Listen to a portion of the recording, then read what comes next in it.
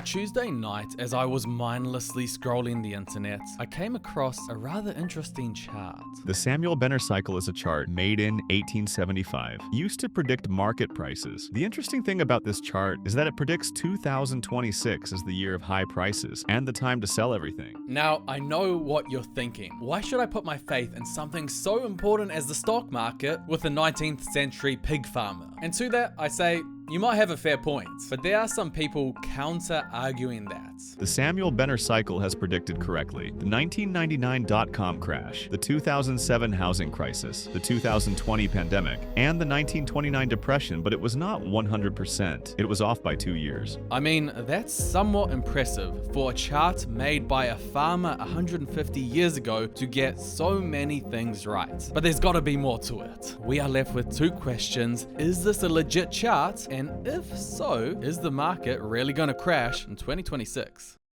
The Benner cycle thinks of the economy as a big breathing machine. It inhales, grows, and eventually exhales, crashes. To break it down simply, there are three phases. I'll explain what happens in each phase, and then I'll show you what Benner says to do in each phase. During the first phase is the inhale, where the world has long cycles of growth. For a couple of decades, things feel good, new technologies emerge, productivity rises, companies boom, the stock market climbs, governments take on more debt, and everyone gets comfortable. The second phase is where we hit the peak. Eventually, debt gets too high. Asset prices grow at a rate more than the underlying value, and they become overpriced. The growth starts to slow down. Inflation becomes hard to control, and people start to realize the boom wasn't sustainable. The third phase is the crisis phase. This is where the big trouble hits. Stock markets fall, banks get stressed, recession starts, people panic, and the bubble pops. And actually the good thing about the third phase is it kind of resets everything. It's like when the farmer tills the old plants back into the soil so that new plants can grow again. The debt gets wiped out, bad companies get washed away, new industries rise, and a new long cycle slowly begins again. So the question becomes, what do we do at each stage of the cycle, and what stage of the cycle will it be in 2026? Okay, so during the first phase of the cycle, or stage C as it says here on the graph, this is the time of growth and it's the start of the cycle. I think it's probably pretty obvious what to do during this stage, but for those who need it, let me spell it out to you. This is the stage where you want to be invested, whether that be in stocks, businesses, and farms, whatever asset that you know well. You want to buy things when they're cheap so that you can own them as they grow along. And what you do is you hold them until the cycle reaches phase 2 or stage B as they have it here on the graph. And as it says on the chart, what you need to do during this stage is it says this is the time to sell stocks and values of all kinds. And incidentally, this is the stage that we're coming into in 2026. At least that's what the chart says. We'll talk a little bit later about the reliability of this chart, but if we are to go by the Benner cycle, now is the time we'd be selling everything. Obviously, I have my own thoughts about what to do in the market, but let's just understand first what Benner says before we come to any conclusions. The final stage, it's actually not said what Benner recommends to do, but obviously this is the phase where everyone panics and the market crashes, so I'm assuming he'd recommend to just be completely out of the market. Samuel Benner himself actually lived through multiple booms and crashes, and the reason why he developed the chart was so that he could avoid these huge crashes. Samuel T. Benner, he lived from 1832 to 1913. He was an American farmer and iron maker from Ohio. He wasn't an economist, but a farmer who experienced many cycles, especially the panic of 1873. After getting wiped out financially, he became obsessed with figuring out patterns in economic cycles. He published his findings in 1875 in a book titled Benner's Prophecies of Future Ups and Downs in Prices. Later, he proved to be eerily accurate on a bunch of forecasts, but there are some caveats to that, and we're going to talk about that soon. Benner wanted to understand when booms would happen, when crashes/panics would occur, and when commodity commodity prices, especially for him, was pig iron and corn, would rise or fall. What he did was he studied price data in the 1800s and concluded that there were repeatable long-term cycles driven by human behavior. He got some shockingly correct predictions for the late 1800s and the early 1900s, especially around panics and commodity price peaks and post-crash recoveries. Eventually, he would become famous for creating one of the earliest long-term economic prediction models, now called the Banner Cycle. And 150 years later, he has random YouTubers such as myself talking about his model.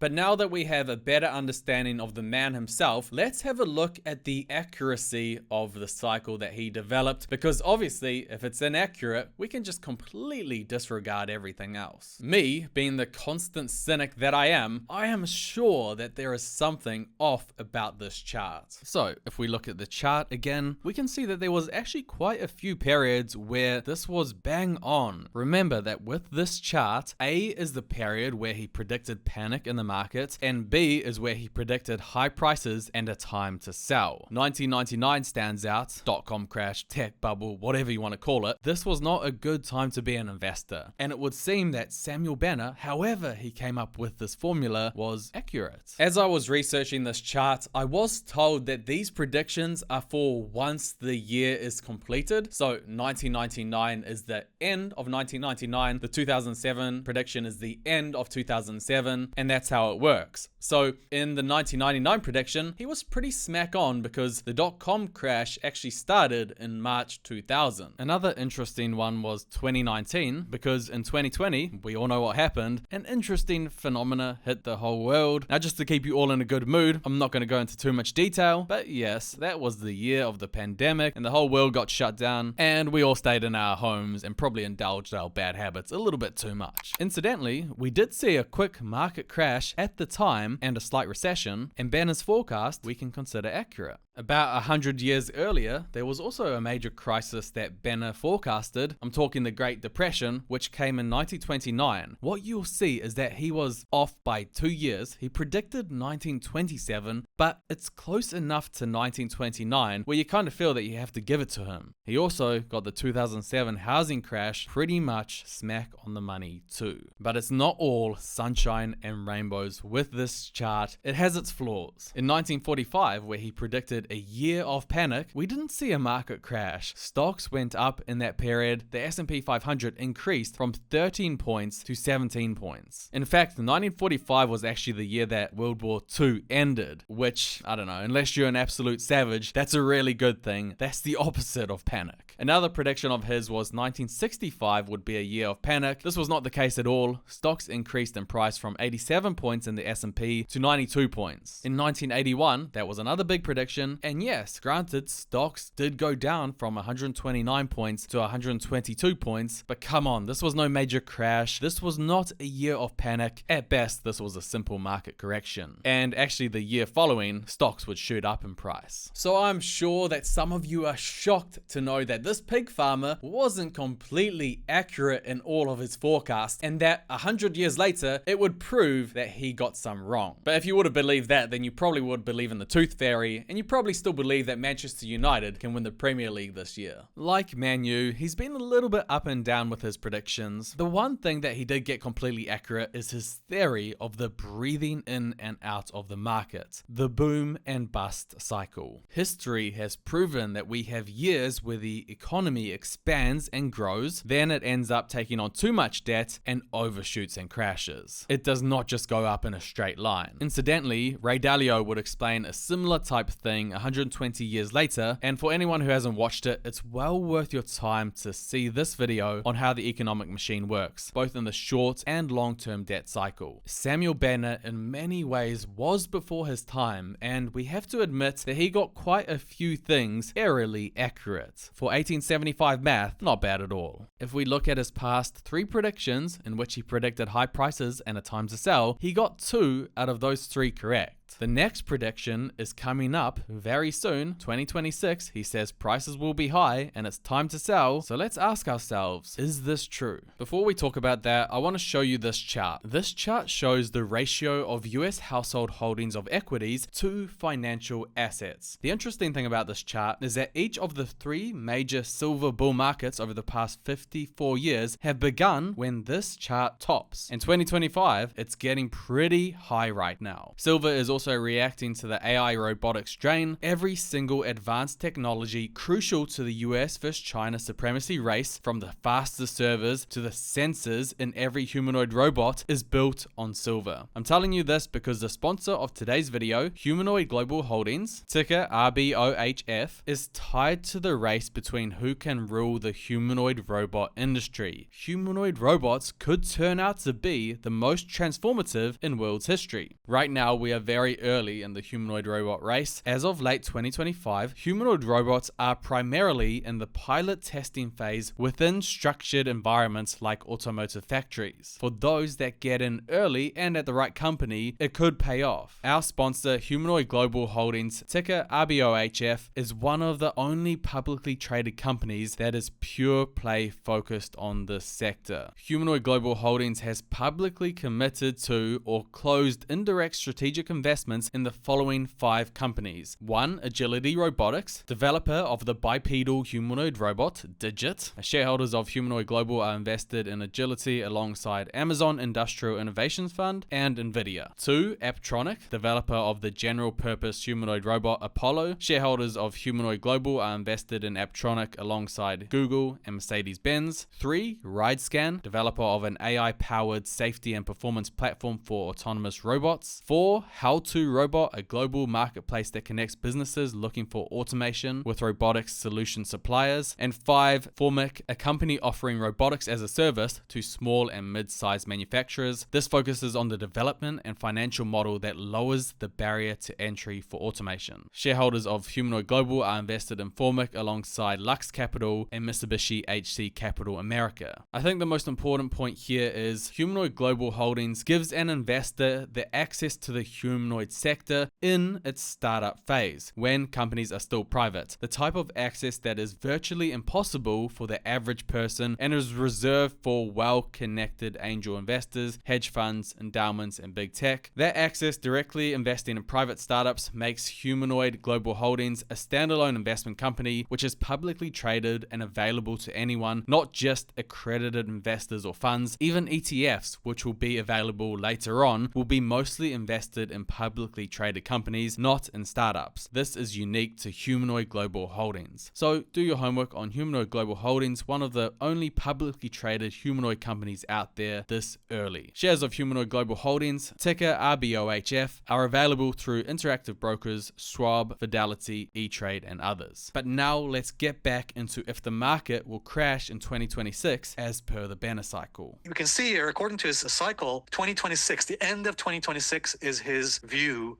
was his cycle top for the stock market. By the way, it could be a year or two off. But I think this is interesting because this goes along with your expectation too. A top in 2026, or maybe the end of 2026, to then last all the way, as we can see there, the bottom is the 2032. According to Benner, we are in the late stage crisis phase. This phase is usually marked by high debt, slowing growth, financial instability, asset bubbles, and increasing recession risk. Now, I know what you're thinking. Does this look like someone who is worried about a crash coming? This guy ain't worried about no bubble. And in a way, that's kind of Benner's point. There are periods where everything feels so good, like nothing can go wrong. But these are the times, instead of celebrating, we should actually be a bit cautious. As the saying goes, all good things come to an end. By many traditional metrics, it would seem that Benner may be onto something. One of the things that has been a big predictor of a recession historically is the 10-year minus the 2-year yield curve. When it has has inverted, aka gone negative, it has predicted correctly every US recession since the 1970s. It's not perfect, but its track record is unusually strong. As we can see, we recently came out of an inversion, and it's normally when that happens when the recession comes. It happened in 2020, 2007, 2000, and 1990. Maybe this time it will be different, but hey, let's wait and see.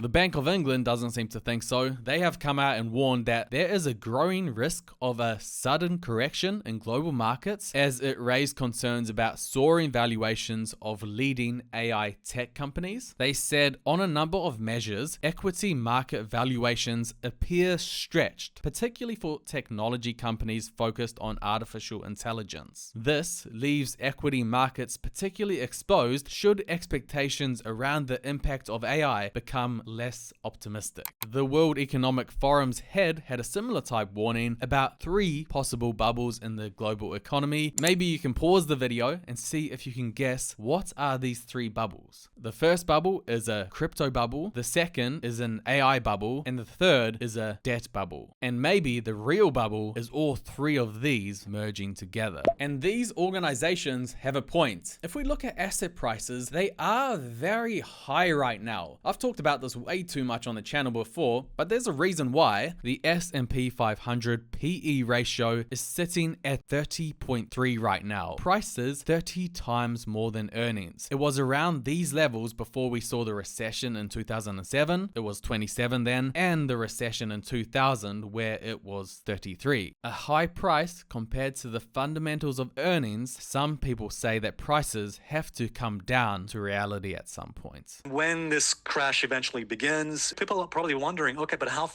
low can we fall? A lot of people are predicting S&P 6,000, Dow 6,000. We're really, really bearish. I think this being the biggest one of all, the downdraft could be stunningly swift, like a year or two.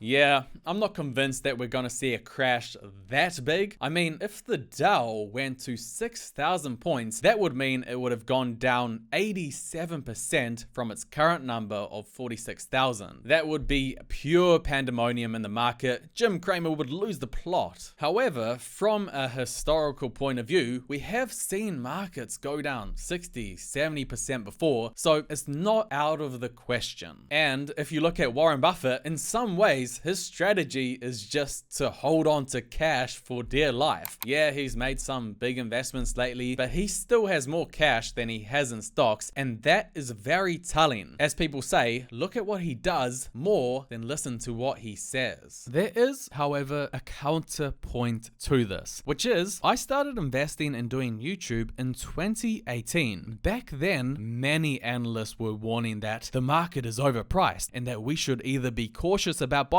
or just sell. Well, if you heeded their advice, you would have missed out on 145% returns on investment if you did not own stocks. This is why right now I am not pulling everything out of the market and selling, but simply being a bit more cautious than usual. Yes, we have the banner cycle that says 2026 is the year to sell, and yes, the banner cycle has been historically accurate an uncanny amount of times. But he has been wrong before. 2, it's still a chart from an 1800 pig farmer, and 3, if you get the timing wrong, you can miss out on a lot of future returns.